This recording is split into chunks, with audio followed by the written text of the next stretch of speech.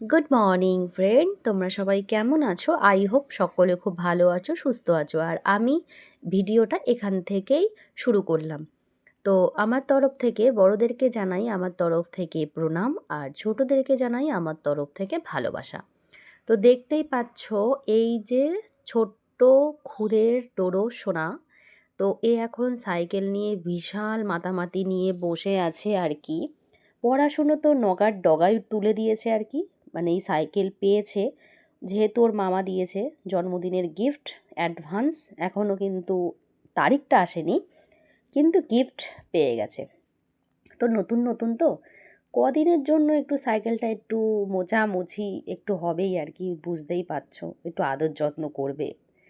তো তারপরে যখন একদম পুরনো হয়ে যাবে, তারপরে একদম সে কোথায় থাকবে তার নেই ঠিক। থাকবে কোথায়? পাম্পের ঘরের সামনে।